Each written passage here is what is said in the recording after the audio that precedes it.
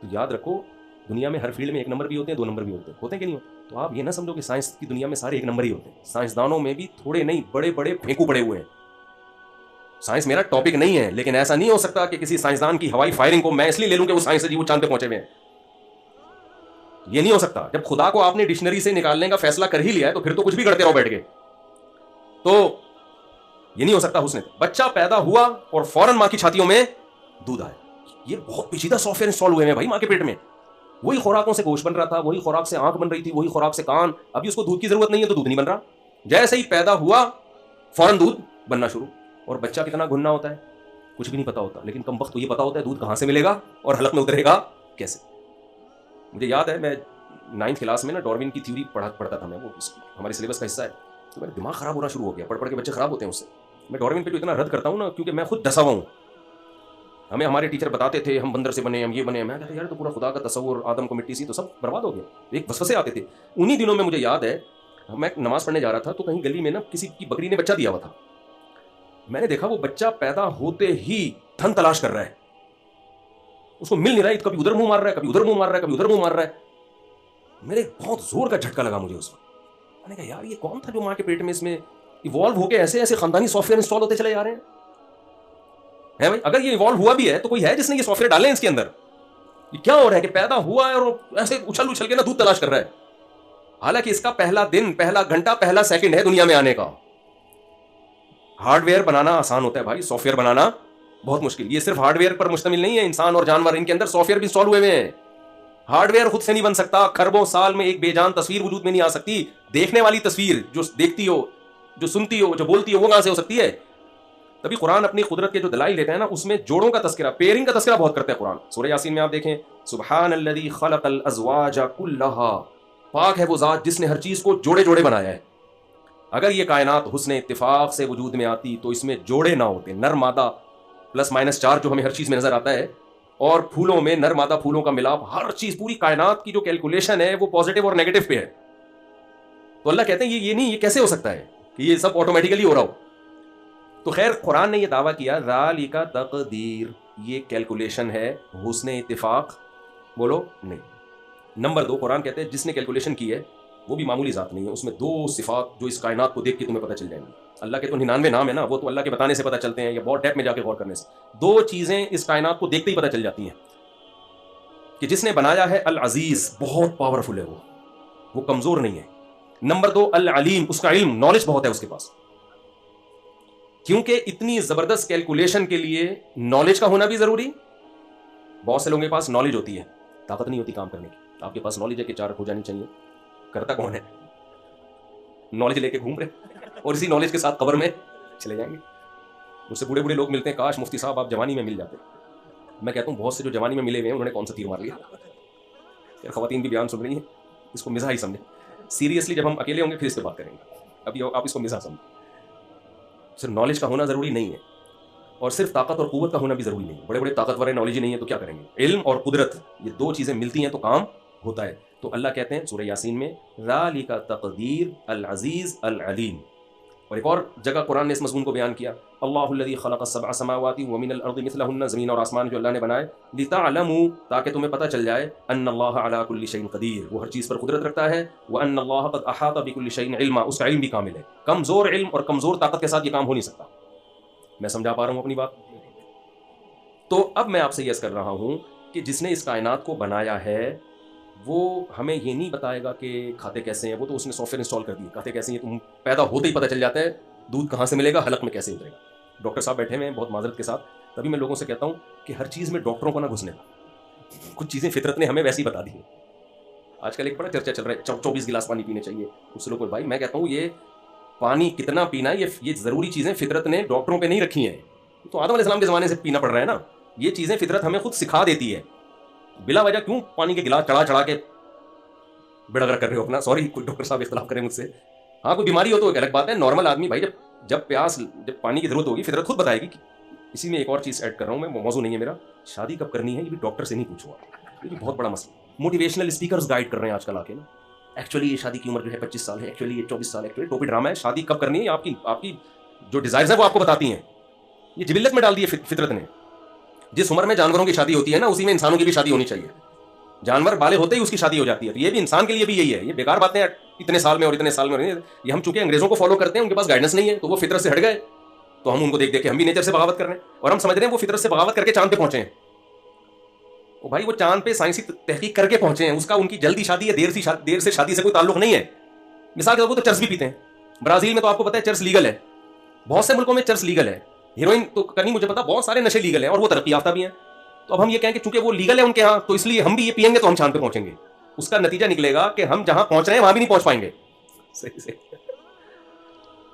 تو ان کی جو ترقی ہے, وہ جو پڑھائی لکھائی انہوں نے کی ہے, وہ آپ کرو گے تو آپ بھی وہاں پہنچ جاؤ گے. یہ اخلاقی برائیاں سوسائٹی میں آنے سے تھوڑی ترقی ہوگی. اس کی ایک مثال ایسے ہے, آپ نے ٹرین کو ہاتھ رکھا وہ چل پڑی. بعض دفعہ ایسے ہوتا ہے ٹرین کھڑی ہوئی, آپ نے ہاتھ رکھا چل پڑی, دوبارہ ہاتھ رکھا رک گئی.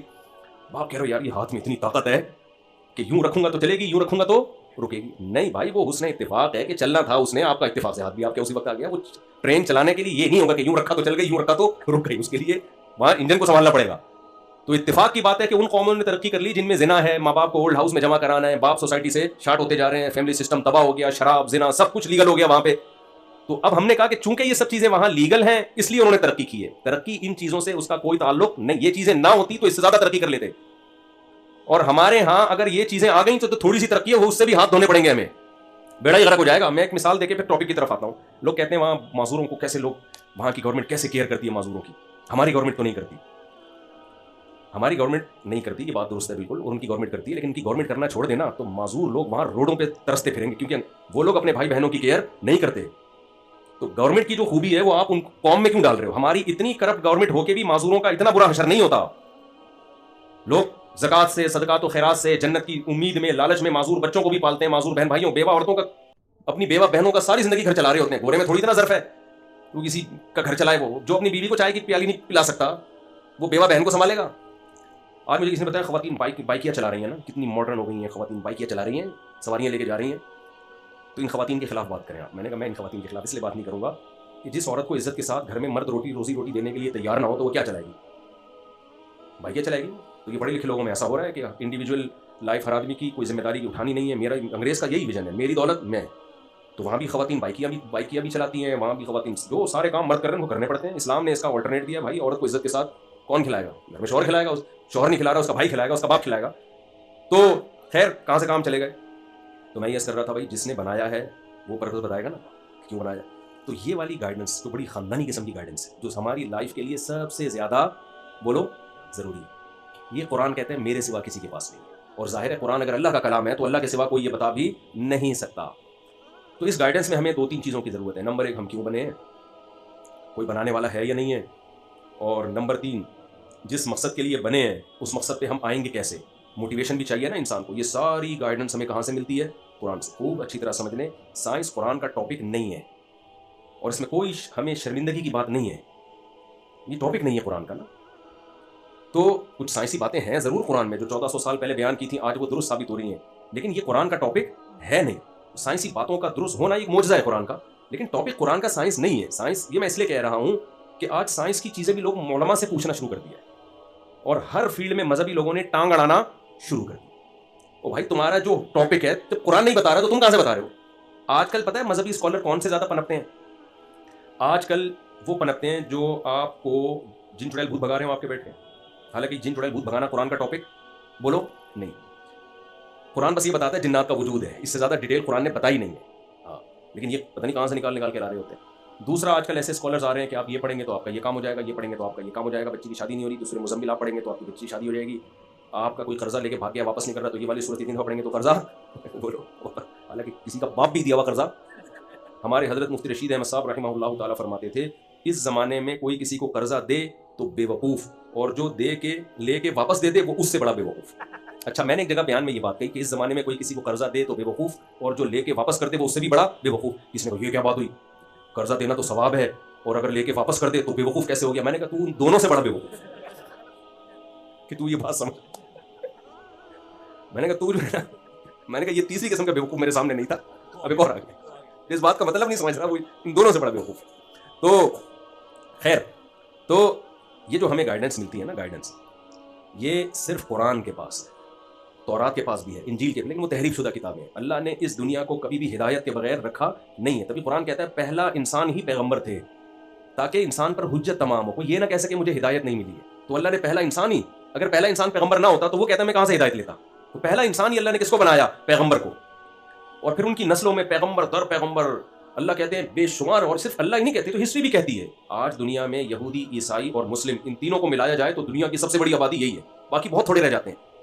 تو آپ کا کیا خیال ہے, یہ تینوں اتنی بڑی آبادی کے لوگ, ان سب کا ایمان ہے کہ آدم علیہ السلام بھی آئے, نوح علیہ السلام بھی آئے, ابراہیم علیہ السلام بھی آئے, یعقوب علیہ السلام بھی آئے, اسماعیل علیہ السلام بھی آئے, ادریس علیہ السلام بھی آئے, ہود علیہ السلام بھی آئے, اور صالح علیہ السلام بھی آئے, شعیب علیہ السلام, سارے اتنے لوگ, جبکہ ان کی آپس میں دشمنیاں بھی ہیں, یہ ایک دوسرے کو مانتے بھی نہیں ہیں, پھر بھی یہ سب مانتے ہیں. پھر یہودی یہ بھی مانتے ہیں عیسیٰ علیہ السلام آئے, اگرچہ ان کو نبی نہیں مانتے, لیکن یہ مانتے ہیں کہ عیسیٰ ابن مریم آئے. پھر یہ بھی مانتے ہیں محمد صلی اللہ علیہ وسلم آئے, اگرچہ ان کو نبی نہیں مانتے, لیکن یہ مانتے ہیں کہ آئے. تو میرا خیال ہے کسی چیز کو ثابت کرنے کے لیے نا اس سے زیادہ ثبوت کی ضرورت نہیں ہوتی. ایک ایتھیسٹ نے کہا کہ عیسیٰ ابن مریم نام کا تو کوئی شخص گزرا ہی نہیں ہے, یہ تو یہودی, عیسائی اور مسلمانوں نے مل کے شخصیت کو فرض کر لیا ہے. میں نے ان سے بولا, میں نے کہا یہ کون سا سن چل رہا ہے, 2025. میں نے کہا بھائی صاحب اتنی مشہور شخصیتیں تھیں یہ کہ ان کے دنیا سے جانے کے بعد لوگوں نے تاریخوں کو متعین کیا ہے. دنیا میں بہت بڑا واقعہ ہوتا ہے تو ہسٹری کو اس واقعے سے جوڑا جاتا ہے نا. دیکھو ہم اکثر شادی بیاہ کی بات کر رہے ہوتے ہیں, اگر رمضان آنے والا تو عید کے بعد شادی ہوگی, بقرعید کے بعد میں تمہارا یہ کام کروں, کیونکہ 2 بڑے ایونٹ آ رہے ہیں, 2 بڑے واقعات ہو رہے ہیں. تو انسان جب کسی کو ہسٹری سے جوڑتا ہے نا تو کوئی جو بڑا ایونٹ ہوتا ہے اس سے اس کا لنک جوڑ دیتا ہے. 9/11 ایک دنیا میں ایک واقعہ بن, یار یہ واقعہ 9/11 سے پہلے کا یا 9/11 کے بعد کا ہے, یہ کووڈ سے پہلے کا یا کووڈ کے بعد کا. تو یہ اس کی علامت ہوتی ہے, یہ ایک ایسا واقعہ ہے جس کو سب مانتے ہیں. تو ہم کہتے ہیں 2025, کیا مطلب پوری دنیا میں, عیسائی دنیا بہت بڑی دنیا ہے, تو اس دن سے, وہ الگ بات ہے اس کی کیلکولیشن میں کوئی اونچ نیچ ہو گئی ہو, 2024 ہو, 25 نہ ہو یا 26 ہو, لیکن یہ ایک ایسی شخصیت کے وجودی کا انکار کر دینا. میں کہہ رہا ہوں یہ واقعہ 9/11 سے پہلے کا, آپ نے کہا 9/11 کچھ نہیں بنایا ہوا ہے. تو ایسا نہیں ہو سکتا کہ اتنے مشہور واقعات سے کچھ چیز کو فرضی طور پہ جوڑا نہیں جا سکتا. خیر, تو اتنے سارے پیغمبر دنیا میں آئے اور سب کا دعویٰ ایک تھا کہ انسان کو یہ بتایا جائے کہ تمہیں پیدا کیوں کیا گیا ہے. آپ کہہ سکتے ہو صاحب رمضان پہ ہم آپ کا بیان سننے کے لیے آئے تھے, آپ یہ کیا لے کے بیٹھ گئے؟ کہنے والے تھے نا, تو یہ رمضان ہی پہ بیان ہو رہا ہے میرا. یہ میرا بیان کس پہ ہو رہا ہے؟ رمضان پہ. اس کے بغیر رمضان سمجھ میں آئے گا نہیں. ہمارا اپنا اسٹائل ہے بھائی بات کرنے. خیر, ایک حکیم صاحب جب بھی علاج کرتے تھے نا, ہر ایک کو جلاب آور دوا دیتے تھے, وہ ان کا اپنا حکیموں کا ہوتا ہے نا. تو وہ ہمارے حضرت مفتی رشید صاحب بیمار ہوئے, ڈاکٹر ان کا گلا بند ہو گیا تھا, علاج سے فائدہ نہیں ہو رہا تھا. تو حکیم جس کو آتے جس کو کہتے پہلے میرا طریقہ یہ ہے کہ میں پہلے پیٹ صاف کرتا ہوں. تو حضرت ویسے ہی دبلے بدلے سے تھے, حضرت نے کہا مجھے نہیں چاہیے بھائی تیری دوا. تو وہ پھر ایک لطیفہ سناتے تھے کہ حکیم صاحب ہر ایک کو کہتے تھے کہ بھائی جو بھی بیمار آتا کہتے ہیں پہلے اس کا مادہ فاسدہ نکلنا چاہیے, موشن کی دوا دی جائے اس کو, تاکہ مادہ جو فاسد مادے جمع ہو گئے پہلے وہ نکلیں گے, پھر صحیح مادے جائیں گے اندر. تو ایک بہت باریک سا بندہ آیا, تو حکیم صاحب نے اس کو بھی وہ جمال گوٹا ٹائپ کی چیز دے دی. اس نے کہا حکیم صاحب یہ بیچارہ کہ مادہ ہی نہیں ہے, اس میں فاسد کہاں سے آ گیا؟ حکیم صاحب نے کہا نہیں, مادہ فاسدہ کا نکلنا بہت ضروری ہے. ہر ایک اپنا اسٹائل ہوتا ہے علاج کا. تو میں بھی نا پہلے آپ کے دماغ میں جو فاسد مادے گھسے ہوئے ہیں نا, سوری کہ ہم انگریز کو اپنا باپ بنا بیٹھے ہیں, ہم ویسٹرن کلچر کو, ان قوموں کو کامیاب سمجھ بیٹھے ہیں, اس مادہ فاسدہ کا دماغ سے نکلنا بہت ضروری ہے. پھر بھائی رمضان بھی سمجھ میں آئے گا, شوال بھی سمجھ میں آئے گا. ایک صاحب حج کرنے گئے, وہ ایتھیسٹ سے مسلمان ہوئے تھے, وہ حج کے دوران ایمان بڑھنے کے بجائے گھٹنا شروع ہو گیا. کہنا یار یہ کیا ہے, یوں کنکریاں مار رہے ہو, یہ یوں گھوم رہے ہو, کیا ہے اس کی, کیا لاجک نہیں ہے کوئی. تو وہ کہہ رہے ہیں یار میرا تو ایمان بڑھنے کے بجائے کیا ہو گیا ہے. تو میں نے کہا آپ کا مادہ فاسدہ نکالنا پہلے ضروری ہے. پھر میں ان کو حج کا فلسفہ سمجھایا, تو وہ اللہ کا شکر ہے. اچھا, ان کو ڈرا اتنا دیا تھا وہاں مولانا لوگوں نے, بعض مولانا نے, کہ وہ مدینے کے آداب بتائے نا, کہ مدینے میں ادب یہ ہے کہ اس کو یوں یہاں کسی چیز پہ اعتراض نہیں کرنا, دہی کو یہ نہیں کہنا کھٹا دہی ہے. وہ اتنا ڈرا دیا ان کو. اب ان کو روٹی پسند نہیں آ رہی تو روٹی کو یہ نہیں کہہ سکتے کہ یہ کچی ہے, نمک تیز ہو گیا تو یہ نہیں کہہ سکتے بھائی مدینہ کے کباب ہے وہ, آپ کیسے کہہ سکتے کہ نمک کم ہے. مدینہ کے پراٹھے کو یہ کہہ دیا کہ کچے پراٹھے ہیں. وہ مولانا صاحب جو انہوں نے اتنا ڈرا دیا نا ان کو, وہ بیچارہ ویسے ہی ایتھیسٹ سے اسلام کی طرف آیا تھا, ایتھیزم سے. اب وہ اتنے آداب سن کے بہت ڈر گیا. اچھا, میں دیکھ رہا تھا, میں نے کہا اس کی بیچارے کی نا کچھ آداب میں یہ ہم سے وہ ادب نہیں ہو پا رہا, کیونکہ جو کھانا کھلا رہے ہو بھائی, ایک دفعہ غلط کھلا دیا, دوسری دفعہ غلط کھلا دیا, غصہ نہیں آئے گا؟ پیسے تم نے لیے ہیں اتنے, تو کھانا تو صحیح کھلاؤ. اچھا, جب اتنا آداب اتنے سکھا دیے نا کہ وہ ایک خاتون وہ لڑ پڑی. کہیں روٹی, سعودیوں کی روٹی الگ ٹائپ کی ہوتی ہے نا, ہم الگ ٹائپ کی روٹی کے آتی ہیں. تو وہ خاتون نے ہنگامہ کر دیا, بولا ہم سے تم لوگوں نے اتنے پیسے لیے ہیں, روٹی تو کم سے کم صحیح کھلاؤ نا. وہ سارے آداب اس نے سائڈ پر, اس کے بعد سے ہمیں روٹی صحیح ملنا شروع ہو گئی. تو وہ بیچارہ بجائے ایمان بڑھنے کے اس کے اور نیچے آ چکا تھا. تو پھر اس نے کہا یہ کیا ہو رہا ہے, کنکریاں مار رہے ہیں, یہ کیا شیطان ہے یہاں پہ؟ میں نے کہا شیطان نکال نہیں ہے بھائی, یہاں نشانی ہے شیطان کی. تو مادہ فاسدہ کا نکلنا کیا ہے, بہت ضروری ہے. اس لیے وہ حکیم صاحب کا لطیفہ میں مکمل کر دوں نا. تو وہ بندے کو جلاب لگ گئے, لوگوں نے آ کے کہا حکیم صاحب اس کو تو موشن بند ہی نہیں ہو رہے. حکیم صاحب نے کہا مادہ فاسد نکل رہا ہے نا, کوئی اچھی چیز تو نہیں نکل رہی نا, گندا مادہ نکل رہا ہے, جتنا نکلے اتنا اچھا ہے. بھائی روک لے اس کو, کہہ رہے نہیں جتنا نکلے اتنا اچھا ہے. اصل میں حکیم سے روکا نہیں جا رہا تھا وہ, اب وہ کیا کر، بالآخر وہ مر گیا. لوگوں نے آ کے بتایا حکیم صاحب اس کا تو انتقال ہو گیا. حکیم صاحب نے کہا شکر کرو مادہ فاسدہ نکال کے گیا ہے. قبر میں لے جاتا گندی ہو جاتی قبر، صاف ستھرا ہو گئی. یہ تو خیر ایک لطیفہ ہے، لیکن میں آج کل اسی کو فوکس کرتا ہوں کہ پہلے جو ہمارے دماغوں میں فاسد مادے گھسے ہوئے ہیں نا وہ کیا ہو جائیں، وہ صاف ہو جائیں، پھر سب کچھ سمجھ میں آئے گا. اگر میں آپ سے کہوں رمضان کے روزے رکھو تو آپ بولو گے مفتی صاحب آپ ہمارے کیا لگتے ہو یار. میں آپ سے بولوں رمضان میں یہ کرو وہ کرو، آپ کیا کرو. میں آپ کو ڈراؤں جہنم کی وجہ نہیں سناؤ کہ بھائی یہ کرنے سے آگ میں جاؤ گے، یہ کرنے سے جنت. شیطان آپ کے دل میں وسوسے ڈالے گا. یار یہ تو ہر قوم میں موٹیویشن کے طریقے ہوتے ہیں، ہر مذہب میں. پنڈت لوگ بھی جب اپنے لوگوں کو بتاتے ہیں بتوں کے سامنے جھکو تو وہ بھی تو کچھ ڈراتے ہوں گے نا کہ بھگوان کی عبادت نہیں کرو گے تو یہ ہو جائے گا، کرو گے تو یہ ہو جائے گا. مولوی صاحب بھی جب کسی کو نماز کے لیے بلاتے، وہ بھینس والا قصہ ہے نا، ایک مولوی صاحب دیہاتی سے کہتے تھے نماز نہیں پڑھتے تم. اس نے کہا پڑھوں گا بھینسوں کا نقصان ہوگا. مولوی صاحب نے کہا بھائی آ کے پڑھا کرو، بھینسیں دودھ زیادہ دیں گی. کسی بھی عمل پہ لانے کے لیے کوئی نہ کوئی ترغیب دی جاتی ہے. تو سیاسی ترغیبیں ہوتی ہیں تو لوگ سمجھتے ہیں کہ یار یہ اسلام نے بھی کچھ ایسی ترغیبیں لگا دی ہیں ساتھ میں تاکہ لوگ اسلام پہ عمل کریں. تو ہر مذہب میں ہوتی ہیں. تو بھینسوں کا میں بہت دفعہ قصہ سنا چکا ہوں، جلدی کر دیتا ہوں. تو وہ دیہاتی فجر پڑھنے آیا تو دیکھا دودھ زیادہ ہونے کی وجہ بھینس مر گئی. ظہر پڑھنے آیا تو دوسری بھینس مر گئی. تو اس نے امام صاحب سے کہا، امام صاحب نے کہا قدرت تمہارا امتحان لے رہی ہے کہ تمہارا ایمان کتنا مضبوط ہے، پابندی سے پڑھو. اثر پڑی ایک اور بھینس مر گئی نا، بیچارہ پریشان. پھر امام صاحب کے پاس آیا، امام صاحب نے کہا اصل میں تمہارا قدرت امتحان لے رہی ہے، ابھی امتحان شروع ہوا ہے. مغرب پڑھنے آیا ایک اور بھینس مر گئی. تو ایک کٹا چیخ رہا تھا، اسے کہا چپ ہو جا تو خالی 2 نفل کی مار ہے. کہہ رہا وہ زیادہ شور نہ مچا، تو خالی 2 نفل کی مار ہے. تو اس کا یہ ایمان بن گیا تھا کہ بھائی نماز پڑھنے سے بھینس مرتی ہے. تو جب بھی مولانا لوگ کہتے ہیں جنت میں حوریں ہوں گی، یہ شہد کی نہریں ہوں گی، دودھ کی نہریں ہوں گی، حسین باغات ہوں گے، تو ہمارا لبرل سیکولر طبقہ کہتا ہے بھائی یہ تو منجن ہے جو مولویوں نے بیچے ہوئے ہیں. تاکہ مجھے یاد ایک دفعہ پنجاب میں ہم تھے روزوں میں نا، ایک بڑے لبرل صاحب تھے، روزے تو سبھی رکھ رہے ہوتے ہیں. تو 15 روزے کے بعد وہ ہنسنے لگے افطاری میں، کہتے ہیں یار یہ مولویوں نے کس چکر میں لگا دی ہم لوگوں کو، یہ مولویوں نے ہمیں کس چکر میں لگا دیا. تو خیر، تو اس لیے یہ مادہ فاسدہ کا نکلنا جو ہے نا مرنے سے پہلے بہت ضروری ہے. اس لیے میں اتنی ڈیٹیل میں جا رہا ہوں، بس بات کو میں سمجھتا ہوں. تو بھائی جس نے ہمیں بنایا ہے وہ ہمیں بتاتا ہے کہ میں نے تمہیں کہ وہ ہمیں بتاتا ہے کہ میں نے کیوں بنایا اور میں تم سے کیا چاہتا ہوں. تو اللہ نے قرآن میں کئی جگہ اس بات کو ایکسپلین کیا ہے مختلف الفاظوں کے ساتھ اس لیے کہ تاکہ ایک بات کی کوئی دوسرا غلط تشریح نہ کر لے. اس لیے ایک جگہ کسی اور الفاظ، ایک جگہ کسی اور الفاظ، ایک جگہ کسی اور الفاظ. مثال کے طور پر قرآن نے کہا وما خلقت الجن والانس الا لیعبدون، میں نے انسان اور جنات کو اپنی عبادت کے لیے بنایا. اب اس کی غلط تشریح بھی ہو سکتی تھی. عبادت کا مطلب بس صبح شام نماز روزے میں رہو، جیسے پنڈت لوگ دیکھے نا آپ نے، وہ کہتے ہیں بھائی بالکل ہم ننگ دھڑنگ ہو کے نکل جاتے ہیں. یا پادریوں نے رحمانیت کو ایک فرض کیا ہوا تھا. تو اللہ نے دوسری جگہ ایکسپلین کر دیا کہ عبادت کا مطلب کیا ہے. وہ ایکسپلین اللہ نے یہ کیا هل اتى على الانسان حين من الدهر لم يكن شيئا مذكورا انا خلقنا الانسان من نطفه امشاج نبتليه، ہم اس کو آزمانا چاہتے تھے. فجعلناه سميعا بصيرا، ہم نے اس کو سنتا دیکھتا بنا دیا. اس میں یہ صلاحیتیں رکھ دیں. اور پھر اما شاکرا و اما کفورا، کچھ اس میں شکر گزار بن گئے، کچھ ناشکرے بن گئے. تو اس آیت سے پتہ چلتا ہے عبادت کا مطلب ہے شکر گزار بننا، اللہ کا شکر ادا کرنا. لیکن اس میں بھی ابہام ہے، بھائی شکر کا مطلب کیا ہے؟ آپ تھینک یو یا الحمدللہ کی کہتے رہو. تو قرآن نے ایک اور جگہ بتا دیا کہ عبادت اور شکر ایک ہی چیز کے 2 نام ہیں. اور اس کا مطلب کیا ہے شکر گزار بننے کا؟ اس کا مطلب قرآن نے ایک اور جگہ بتایا. قرآن کہتا ہے تبارک الذی بیدہ الملک وہو علی کل شیء قدیر الذی خلق الموت والحیاۃ لیبلوکم، اس نے موت زندگی کو پیدا کیا تاکہ وہ تمہیں آزمائے. ایکم احسن عملا، تم میں اچھا عمل کون کرتا ہے. اب دودھ کا دودھ اور پانی کا پانی، یعنی اللہ کہتے ہیں میں نے تمہیں پیدا کیا اپنی عبادت کے لیے. اللہ کہتے ہیں عبادت کا مطلب ہے تم میرے شکر گزار بنو، نہ شکرے مت بنو. پھر اللہ کہتے ہیں شکر گزار کا مطلب یہ ہے کہ تم اچھا عمل کرو. کیا مطلب؟ انسان میں 2 چیزیں ہوتی ہیں، اچھے بھی برے بھی. جانوروں میں ایک ہی اچھا برا ہوتا ہے. جانوروں میں بھائی جانور کو اللہ نے جیسا بنا دیا ویسے کا ویسے ہی رہے گا. جو وفادار جانور ہیں ہمیشہ وفادار. کتا وفا کرتا ہے تو ہمیشہ وفادار ہی رہے گا، وہ بے وفا ہو ہی نہیں سکتا. جو بزدل ہیں وہ ہمیشہ بزدل رہیں گے، جو بہادر ہیں وہ ہمیشہ بہادر. جانوروں میں اچھے برے نہیں ہوتے، موٹے تازے ہوتے ہیں. آپ جب قربانی کا بکرا لے کر آتے ہو، اچھا بکرا خریدا برا بکرا خریدا تو کیا مطلب؟ بے وفا ہے، جھوٹ بولتا ہے، اپنے ماں باپ کو اولڈ ہاؤس میں جمع کرایا ہے اس بکرے نے، امانت میں خیانت کرتا ہے، 2 نمبری کا 1.5 ہوشیار ہے. نہ، اچھے کا مطلب موٹا تازہ ہے، گوشت بہت نکلے گا. بیکار کا مطلب صرف سوپ بنا کے پی سکتے ہو، اس کا لاغر ہے. تو جو جیسا ہے ویسے کا ویسے ہی رہے گا بھائی. تبھی ان کے لیے جنت جہنم نہیں ہے.